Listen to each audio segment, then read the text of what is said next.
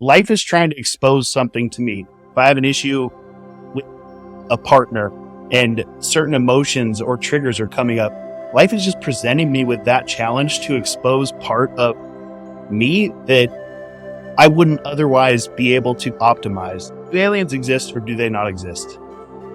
It doesn't really matter whether they do or not.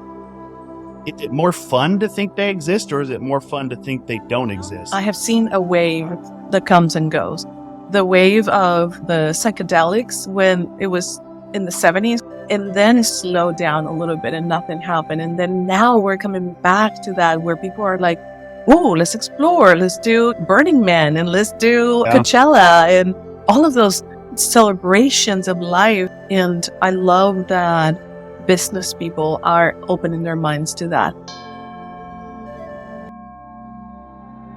Welcome to the Holistic Being Podcast, a place where we unravel the intricate tapestry that binds us together. Join us as we embark on a transformative journey of self-discovery and collective growth. This is the podcast where connection, empowerment, and the boundless human spirit converge. Really excited to talk to you because the trajectory that you have has really inspired me, and I feel so much appreciation and admiration for you and what you've gone through. And so what I'd like to start with is how are you doing right now? How are you? What's going on in your life? What's happening? Life is good. I'm living in a house with a bunch of entrepreneurs. Community is a big thing for me, and kind of post college. I played basketball in college, and you just have this big community around you all the time, and then you go off into the world, and you have your group of friends, and they all settled down, got married, had kids, and so that kind of friend group was in a different place than me. So it was, embarking on the whole entrepreneurial journey was kind of lonely for a long time and trying to find a group to kind of be a part of. And I feel like it took some time to find, but now I'm just in heaven living in a thriving house with a bunch of good people that I really enjoy and kind of, a big community around us. Yeah, it's awesome because you were looking for it, and when you couldn't find it, you created it, which is like so powerful. You're like, I want this and I'm going to make it happen no matter what. Yeah. Yeah.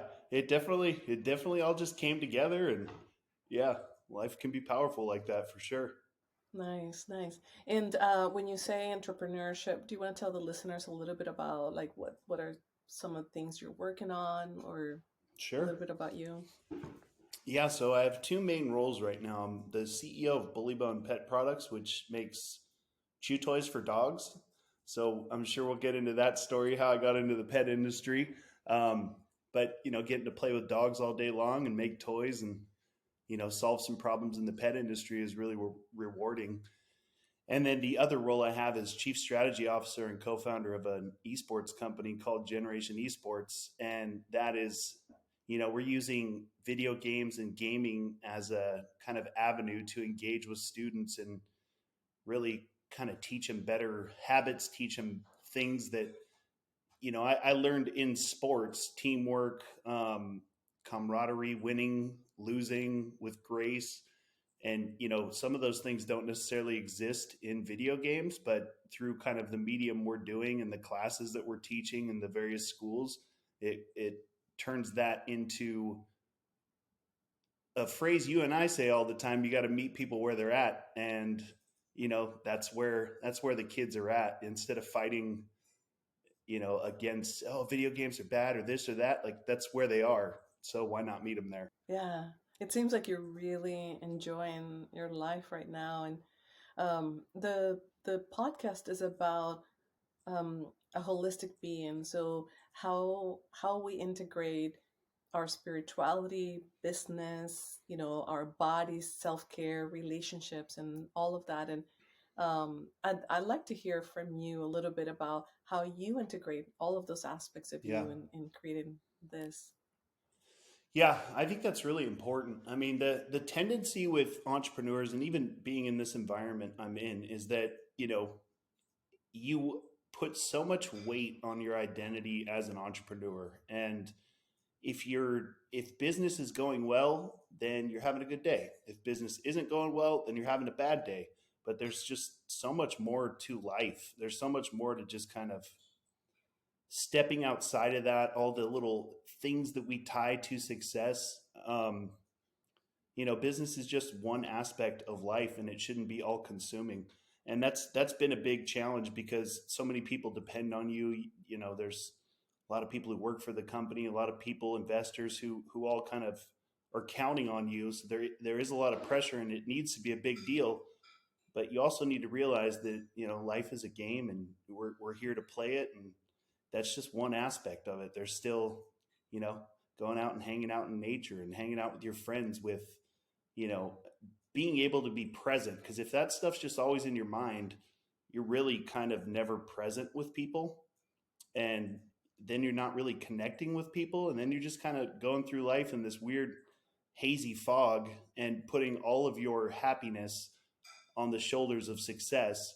And business is like a roller coaster. Like it's you might have some big pops of success, but you're going to have a lot of stress. And if you let that kind of be your guiding light, you'll be in trouble. Mm-hmm. I love the model that you've created for this entrepreneur house, the e-house, how you guys call it, because is both work and play, but not only is work and play, but it's also a lot of personal growth. And that's what I see in all of you. You're constantly growing, constantly evolving, exploring your mind, exploring the possibilities. And I think that is a great formula for a great recipe for success, if I say so. Agreed. It's when I first got here, it's been like 5 years now. It was very much focused on you got to grind, you got to this, you got to that. Like, let's sit down on the whiteboard. Let's 24/7 just working. And it is interesting, the evolution today, because it's more about we are entrepreneurs and kind of managing life as an entrepreneur and making sure we're growing in all areas, but not defining ourselves as a business owner or an entrepreneur, not letting, press get to your head, not letting those kind of, and if you have big wins and you kind of, it's important to celebrate them, but if you kind of like let them boost your ego, like that's just a recipe for failure on the other side as well, because those are hard to maintain. And this house has really turned into something where it's just a work-life balance, and business is one part of it, and we're all kind of in the same boat, and we've all developed this mentality of like, how do we live our best life? What's our dream life? I love that. And I know that you've done like organized a lot of retreats and events and things to explore the limits of the mind and the capabilities of the body and everything. And I'm curious though, two things, like, why is there an alien on your shirt and an alien behind you? So what is that about? I mean, it's the easiest explanation is everything in this world is so polarized, right? Like you say, hey, it's getting hot out there. Oh, global warming, you need to do something. Or, oh, it's a big scam. Like you almost can't say anything without it triggering somebody's like polarized views. And I mean, even innocent stuff, it's pretty crazy. Aliens, do you believe in aliens or not? Nobody cares. It's not like a Republican or Democrat. It's not like a pro this, a pro that. It's a very like tame thing that's fun to talk about. And it also kind of represents, so it's this thing that's non-polarized. Like you bring that up in a conversation, people kind of giggle, but nobody's like digging their heels in and taking a stance like, oh, you're a crazy this, that, or, whatever it is. But the other side to that, it represents to me something pretty powerful, which is, do aliens exist or do they not exist? Well, it doesn't really matter whether they do or not. Is it more fun to think they exist, or is it more fun to think they don't exist? Well, it's more fun to think they exist, and then that gives you a little bit of energy and a charge. So why can't every topic just kind of be like, how do I use this topic to benefit myself? Like, it doesn't really matter if they exist or not. It's just fun to believe they do, which gives me a good feeling, which then boosts me up. Therefore, it's a non-polarized topic that makes me feel really good. Totally, totally. And I love the way that you're putting that, which is, how is this topic making me feel? And so Mm-hmm. you are going with the flow, and I've seen you be in the flow. The flow, the way that I define it is just when you allow things to happen on their own without forcing it, just being a part of life and letting life flow, show you the way. And I want to talk a little bit about that because you do embrace that a lot, and I've heard you talk and evolve in ways that are just talking about the ego and talking about allowing things and not letting the ego take control. So I love to hear your thoughts on all of that. The flow is where all the magic happens. The tricky part is some people will think something good happened to them, but they're categorizing it as good because it felt good to their mind or to their ego. And getting beyond that and really having a radar for what is good beyond that, that's where the magic happens. And a lot of people are like, well, this good, like I was piling up good, but it was all in service of the ego. And that's not going to get you to where you want to go. That's going to get you to a big lesson eventually, because that's the way life works. And it's just kind of tapping into, I mean, we as humans have this tool called the mind. And over the years, it's been very useful for us. So the body has channeled a lot of nutrients and growth. And like this thing that's a mind, that's a tool, has been growing a lot because it's useful. But it kind of got to the point where it's like now overtaking the host, or we can't differentiate ourself, who we really are, and the mind. And that's like where that little nuance is hard to figure out, because you can't figure it out with your mind. Your mind is the thing that's like got control of you. So it, like, for me, all of that intelligence exists in like the body, and in like turning your mind off, getting in touch with all five senses, like feeling every cell of your body, so much so that your mind doesn't actually have any room to operate. Like, you get so present in your sight, your smell, your touch, your taste, your hearing, and you channel all of your possible, you know, attention to those things. There's no room for the mind to operate. And then you kind of get a glimpse of an intelligence that's, it just, it exists everywhere. And it's the mind's intelligence, although it's been very useful to us, is still very limited. Yeah, I love that. Love, love, love, love that. I Good. I really feel like am. I'm rambling. I hope I hope all No, that stuff no, makes sense. no, that was just so, so, so perfect. I'm just like soaking it all in. And I'm curious, and I'm sure the audience is going to be curious as well. Were you always, have you always thought this way? Is this something that, I have not always thought this way. I mean, I've always been a pretty happy, community focused person, grew up in a big, loving family. And, we had our challenges when we were younger that helped all of us kids bond together. And I mean, that's just, I wouldn't trade any of that for the world. But in my early years, I was very focused on, this is what society has programmed into you. And you don't even know, you just think that's the way it is. Like, you got to make money, you got to go to work, you got to do all these things. This is what society tells you to do. And I think it must have been when I was around, probably 10 to 15 years ago, some amount of time ago around there. I was doing commercial real estate. I was sitting at a desk doing cold calling every day. I was putting together syndications, and I was doing the thing that was making me a lot of money. Was my heart in it? No. What did I really like? The environment? Not really. Super ego based, super, mine's bigger than yours kind of atmosphere. And that's never resonated with me, like that part of it. So I did kind of start to see the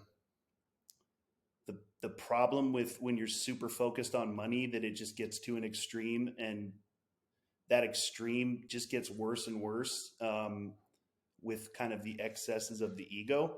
But I wasn't strong enough, and I wasn't, if I needed some big event to happen in my life to kind of bring me perspective and shake me loose and allow me the clarity to like see past that, and really the confidence and the just the power to kind of do something different. So as you know, I was this was 10, 15 years ago. I was walking my dog and the car came through the intersection. I jumped in front of the car and kicked my dog out of the way. I got hit and, nearly died. Got torn ACL, MCL, concussion, internal bleeding, the whole 9 yards. And I was scared, but I wasn't freaked out until at the hospital. The doctors are running around like code red, and they're like freaking out. They're taking me, like wheeling me back. I didn't even call my parents or anything because I was like, I'm fine. It didn't hurt me that bad. So now I'm sitting in the hospital watching these doctors like freak out, and I'm thinking like, am I about to die? Like, if doctors are this freaked out, like, am I going to die? And that just sent me on a spiral. Like, if I die right now, I was just cold calling and doing all this different stuff that, was not exciting to me. Kind of felt like, man, I did not maximize my life. I did not do any of the things. And like, what's the point of making money if you're just going to die? And that doesn't help you out. So that process, and it was a hit and run, and I didn't have insurance, so I couldn't get my stuff fixed. It sent me down a very dark hole. They talk about the dark night of the soul. I mean, that for me lasted for a year and a half, 2 years. I was engaged, and then that broke off. Like, everything was just kind of falling apart around me.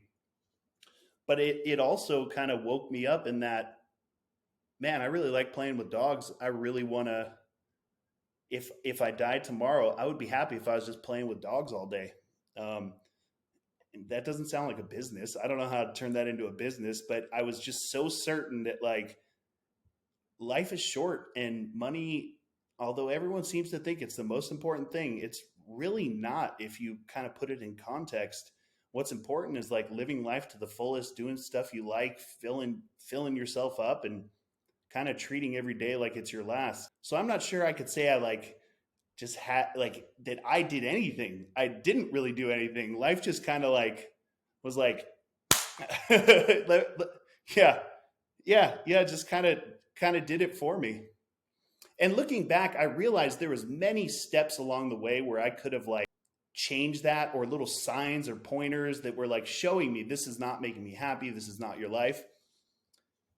And it would have been nice to be in a place where I could have reacted to those signs and to those messages back then. But it really just took like kind of a cataclysmic event to shake me loose.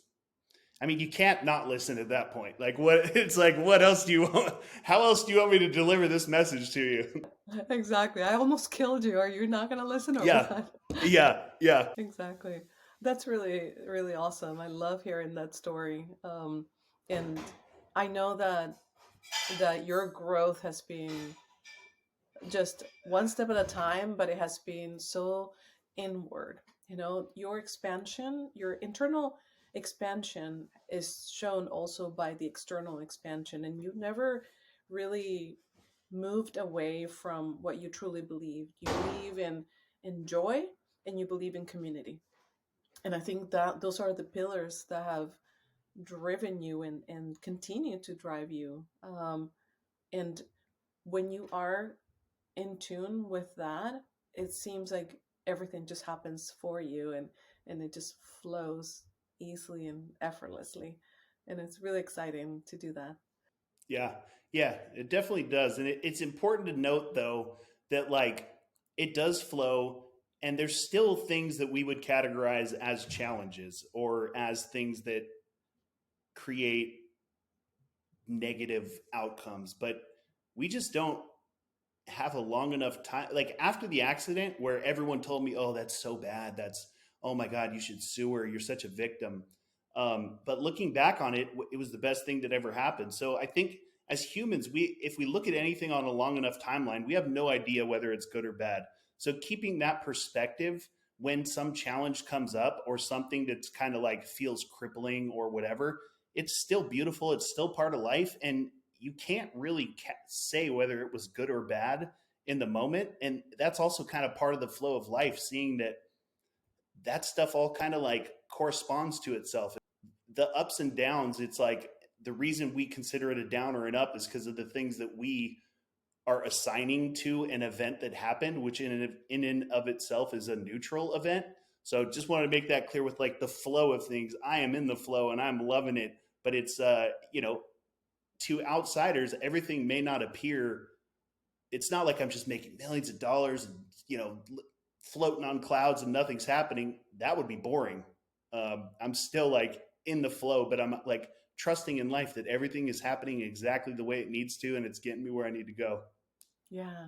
And so how have you dealt when things were not flowing with you, when you were in the flow, but it seems like people or surroundings or situations were not flowing with you? How did you deal with that? If that is happening, then there's something, some blockage with me. There's some issue. Life is trying to expose something to me. If I have an issue with a partner and certain emotions or triggers are coming up, life is just presenting me with that challenge to expose part of me that I wouldn't otherwise be able to kind of optimize. And then as long as you don't fall for the trap of getting sucked into it and feeling sorry for yourself and doing all these things, and you actually see it for like, okay, a reaction came up. It was an emotion. Why did that emotion come up?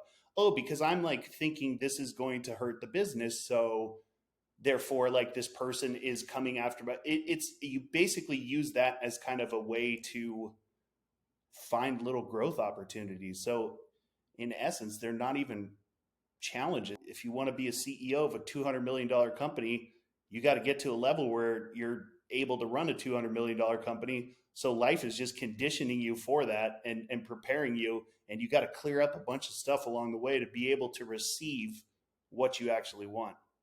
What are some things that you, in your journey, you have seen that have blocked you? What are some of the beliefs that you've had or things that you said, like, wow, I remember thinking this way, or I remember approaching it this way, and you overcame all of that, and how?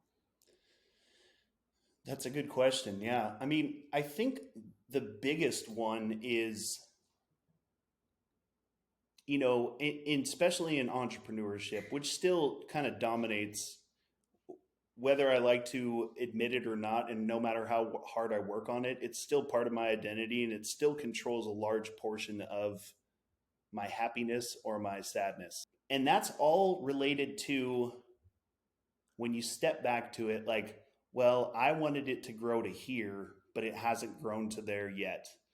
And do all these people think, do my investors, do they think I'm a fraud? Do they think or imposter syndrome comes up? All the friends, like, do they think I'm really not good? Do they think they could, you just kind of, when you put expectations on something, and sometimes you don't even realize you're doing it, but you just kind of let your mind wander and you put expectations on something.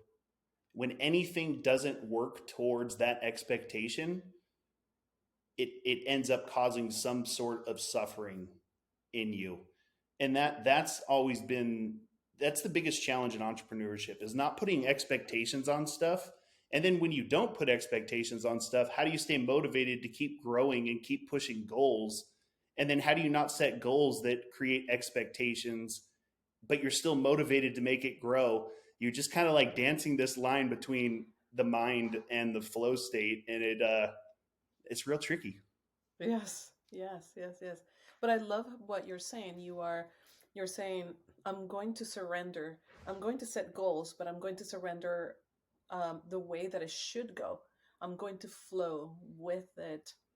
And at the same time, I'm going to try to adjust my perspective so I don't see it as, the world is against me or out to get me, but I am going to see it as maybe I'm not looking at the whole perspective of it or the whole view of it. And I am going to choose what to feel, or I'm going to choose the thought that makes me feel better. And so in every single angle that you look at it, you are constantly paying attention to how your mind is operating, how you're looking at things. I see you sort of like watching your mind. You are the observer of your mind, as Eckhart Tolle says. I don't Mm-hmm. know if you want to say more about that, but I mean, that has been the biggest source of growth the entire time. I mean, the first I remember the first time I was exposed to Eckhart was in the depths of all the suffering after the accident, and I just didn't know what to do. I was just going through that dark night, and I got in a car with a buddy who was driving to get coffee, and he was just playing Eckhart Tolle in there. He forgot that he had it on. I was like, "Wait, no, leave it. This is like pretty soothing." And then from that point on, I was like, "What is that book?" And I think to this day I've read The Power of Now 35 times, A New Earth 36, 37. Stillness Speaks, I'm only in the 20s on that one. And then all of his retreats, I've gone through those probably 4 or 5 times on all of them. And it's just, it's crazy. Every time you read it, something else kind of new resonates with you that you heard before, but it resonates now. But it is all about being the observer of the mind. The mind should be a tool that you use. It shouldn't be something that's constantly using you, something that's constantly playing a broken record in your mind. I mean, their mind actually never stops from when they wake up to go to sleep. There's like thoughts going on in their head. Like it's almost like everybody's schizophrenic and they just aren't saying it out loud. They just have this.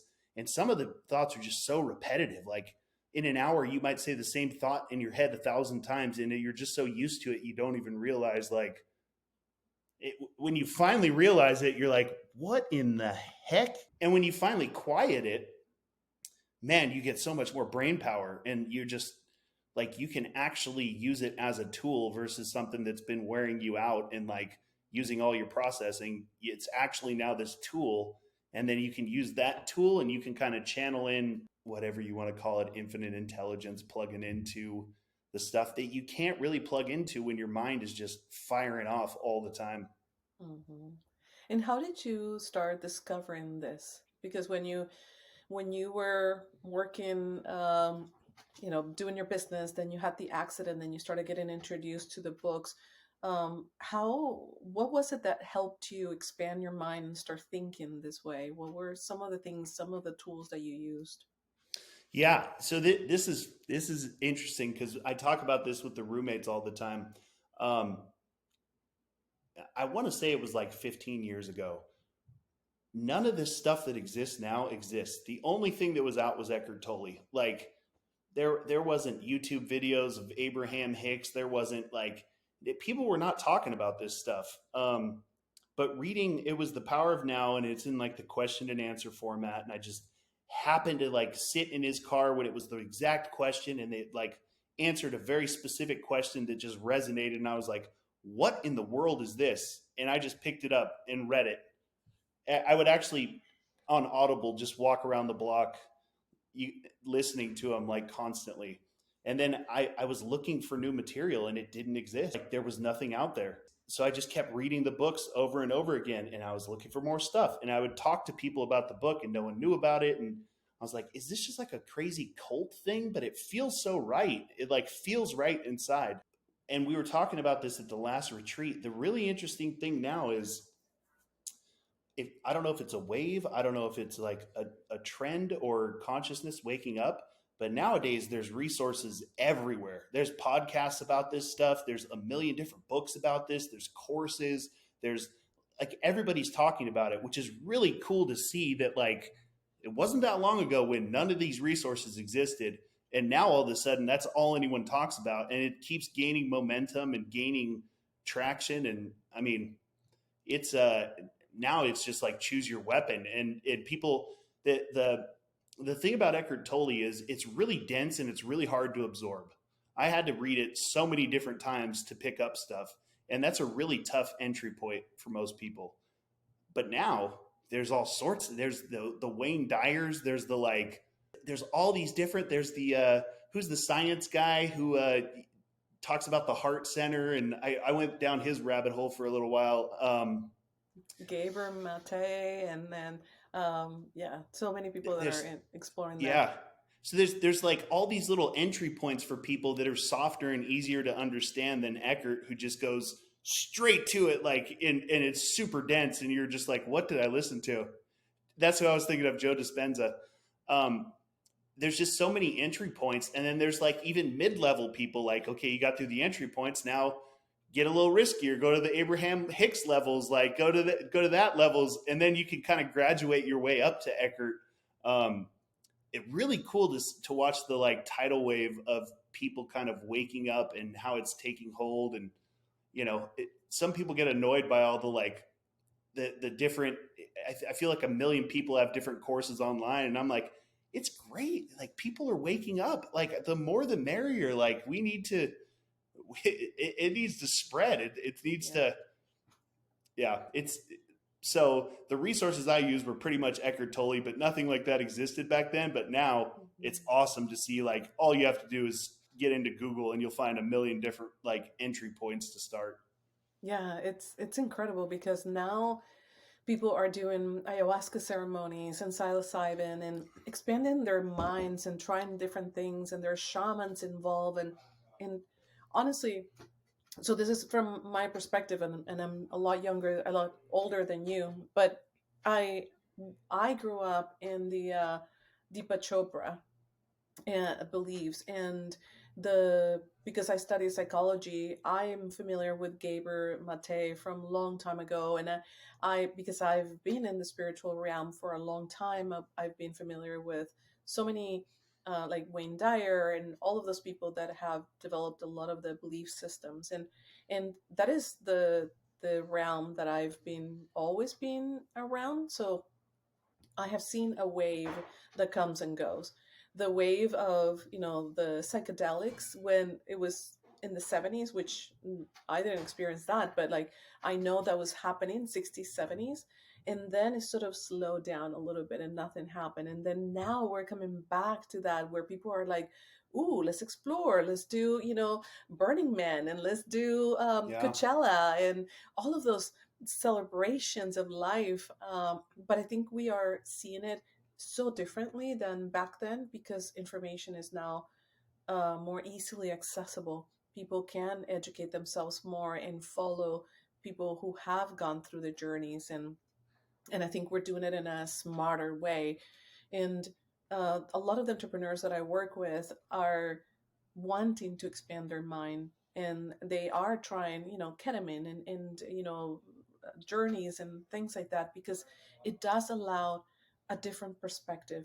And I love that business people are opening their minds to that, because it's not just that they're opening their minds, they're opening their hearts as well, and that's beautiful to watch, to see people connecting with their hearts, with their body, because of experiences like that. Yeah. Yeah. I mean, I've seen some really powerful transformations with those different medicines because especially entrepreneurs are so smart and so used to figuring stuff out that if you try to explain this stuff to them, they're going to use their mind to try and figure it out, which already you're not going to figure it out. It's not something you figure out. It's something you kind of like experience, feel, and turn your mind off and figure it out that way.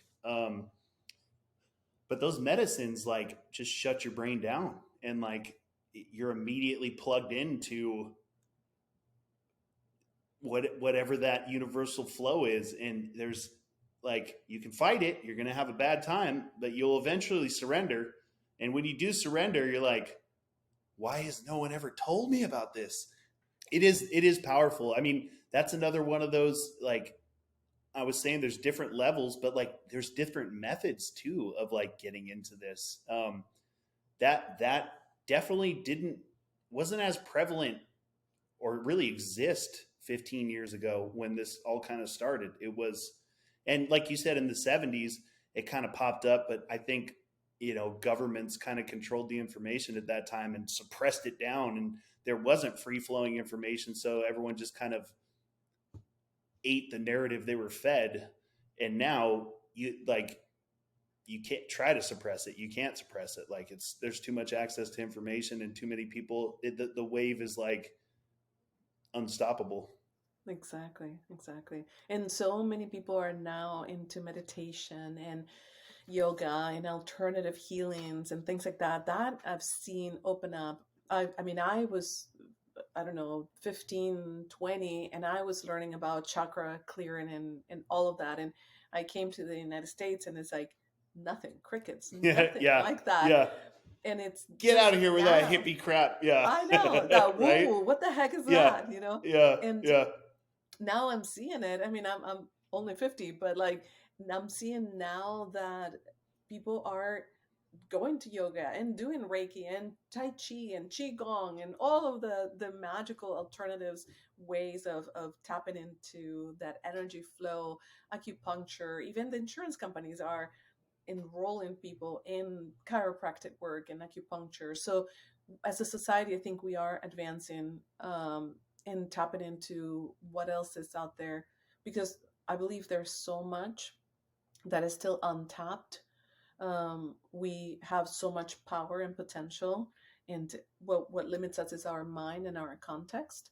And tapping into experiences like that allows us to see what's possible, you know. And I love that you are in the entrepreneur world spreading this, you know, to people. I love that. Yeah. Yeah. It's pretty awesome.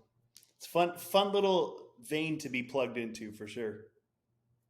So when people listen to your story and everything, I want people to know um, that you are just a normal person, you know, that have overcome a lot of things. And so I'd like to hear maybe some of the challenges that you've overcome, some of the belief systems that maybe you had to change in order to be where you're at now. One of the big ones you and I worked on when I first came to you, probably 10 years ago, maybe longer. I had that big money block that I didn't even realize I had. And, we were talking, and I think you just had me kind of like go on for 2 minutes about what I think about money or something, and didn't really preface it. Just, well, okay, tell me, like, what do you think about people who are wealthy? What do you, and like the word, you read back some of the words that I was saying, and I was like, wow, I think money like is dirty, like it corrupts people, it all these kind of things that had been I had absorbed back in the commercial real estate days, where that was kind of the way money was treated or affected people. Um, that and I didn't even it was crazy that I didn't realize that. And I remember we kind of worked on that, and then within, I think it was like a couple months, all of a sudden a couple deals that I'd been working on. One was like 5 years, one was like 8 years. They both closed within like a week of each other. I think I got like $400,000, which I had never made more than like 40 grand in a year. And I don't even think I'd ever make that. And all of a sudden, all this money just came in. I thought that was the craziest thing. I went over to Spence and I was like, dude, Spence, what is going on? Yeah, we were working the kiosk at that time. I was selling lighted collars and leashes. I was down to my last penny, and we broke through that barrier, and then just it was like it flooded in. I mean that was that wasn't a huge challenge, but that was an interesting one that like I didn't even know existed, which makes me think there's probably a bunch of that kind of stuff that people don't know exists. But I mean, the big challenge was probably after that accident, not having insurance, hit and run. Everybody's telling me, you got to sue her. Oh, you're such a victim. Like, like every single conversation. And it's just people who care about me and people who, they're doing the best they can. And they really do see things that way. And it's not like people were like trying to negatively affect me, but I never met one person who was like, hey, how is this the best thing that ever happened to you? Like, they're probably worried they get punched or something, saying like something like that.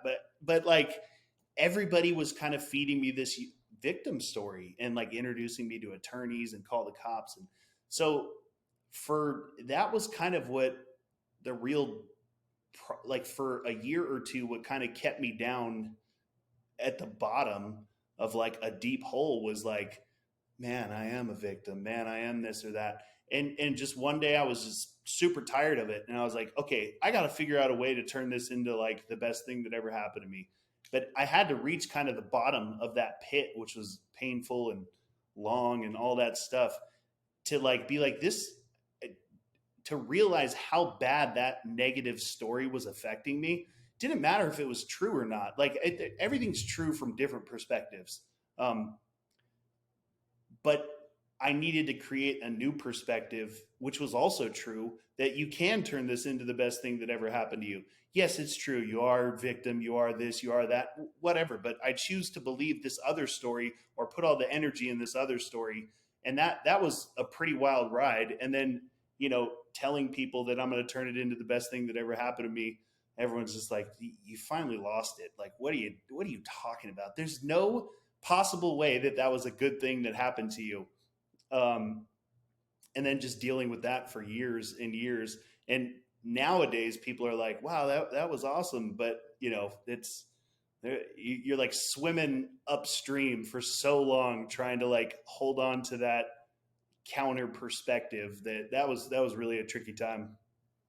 How did you do that? How did you not listen to the naysayers and all the people that I did. I mean, I listened to them for, a year and a half or something, because, it's all people that care about you. It's your friends. It's literally everybody, because, and they're not doing it to be bad. They're like trying to empathize with you and trying to like somehow make you feel better with that.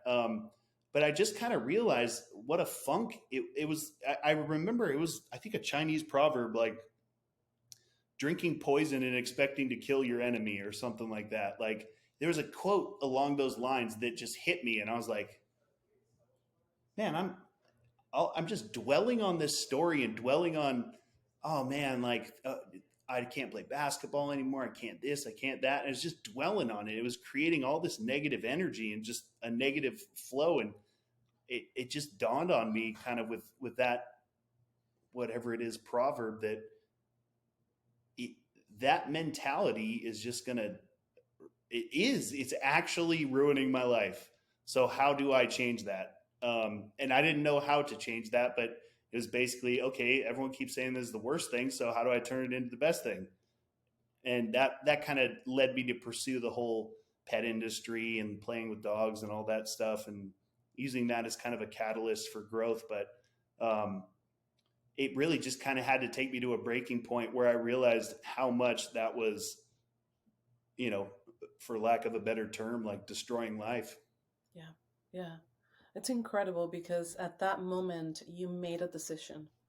Life slapped you in the face and, knocked you down, and you stayed down for a while because everybody was, participating in that. But there was a moment in your life where you said, is this how I want to live? Yeah. And sure, we question ourselves a lot, but the difference is that you made a choice to go against everything and everyone, even yourself, the things that you've known, and you made a choice to do things differently and work towards that and continue evolving. And that's really, really powerful and empowering. That's really amazing. I'm very impressed with you. Thanks. I have a question. What is one thing that you wish that you would have known before, or you would have had before that you have now, or earlier? That's such a tricky question, because part of me right out of the gate is like, well, if I changed any of the if I had it, my gut reaction is I wish I would have been exposed to all of this, what we're calling connection to source or the universe or spirituality. I hate putting labels on it, but the concept we're talking about. If I had just been exposed to that, before the accident, maybe all that stuff wouldn't have happened. But it was such an impactful thing that like I cherish it and like don't want to think like that, because it was such a like catapult for me on the other end of kind of that challenge. And that's just my mentality. Like I wouldn't change a thing about anything, because I truly believe everything that's happening to me is like moving me towards something. And we kind of we don't have enough perspective or intelligence enough because we're operating on our brains to like know what's truly good or bad or what's truly getting us anywhere. Mm-hmm. So that's a tricky question for me because I don't think I think like everything is happening exactly when it needs to, and like Nice. exactly the way like that some version of me chose. Beautiful. I love that. I love that. So now that you are seeing and we're reviewing your trajectory, and you are understanding how things happen for you, and where you're at now, what would be an advice for the listeners, or something that you'd like the listeners to take away from our conversation today? I'd say that the most powerful thing that works for me right now is anytime an emotion comes up, and notice that there's a gap between the emotion and the label we assign to it. And it's a lot of times it's like it's like a millisecond. Like when an emotion arises, go into your body before your mind assigns a label to it and kind of tries to cover up the emotion with, no, you felt anxiety because taxes. No, not taxes. Okay, because you didn't pay your bill. Okay, no, because you left your thing out of the fridge. Like that's got to be like, it just kind of tries to slap all this stuff. And if you could see that like the emotion arises and your brain's trying to attach something to it to cover that up so you won't actually explore the emotion, you just will never learn from it. But if you can catch the emotion and go into your body and like analyze it with a different form of intelligence, it's really powerful stuff. Oh, I love that. I love that. It's hard to describe that, but that's like the concept. Yeah. I love that. I'm snapping my fingers as a way of like clapping. Yeah. Oh, this is awesome. Awesome. So where can people know more about you or contact you if possible? Yeah, let's see. I'm on Instagram. I'm allergic to nuts, so my name is Trevor No Nuts on Instagram. I also like to have fun with stuff and not take myself too seriously. Don't use Facebook. Don't use Twitter. Not really on LinkedIn. I try to, I think social media is kind of this addictive thing that like weasels its way into our brain, and then we just play on it all the time. But I mean, through the house, I mean, we're always doing events at the Entrepreneur House and different things like that. But I'd say probably Instagram, but maybe a little bit of LinkedIn, but probably Instagram. Nice. And your business website? Bullybone. So bullybone.com is the most fun one. And then generationesports.com is the like powerful, we're changing the world with kids through esports. Those two websites. Awesome. Well, this was a lot of fun, and I'm so grateful that you were here. I appreciate you having me on. Great talking to you. Love it. Good luck with the podcast. I love what you're doing. This is going to be it's going to be good. Yeah, for sure. I hope so. Thank you. Thank you for joining us on this transformative journey through the Holistic Being podcast. We hope our discussions on the pursuit of holistic well-being have left you inspired and empowered. Remember to carry the lessons learned here into your own life, fostering a harmonious balance of body, mind, and spirit. As we continue to rise together and unlock our boundless potential, let us spread love, compassion, wisdom, and light to all corners of the world. Thank you for being a part of this incredible community. Until next time, stay connected, keep growing, and always remember to spread the light and love.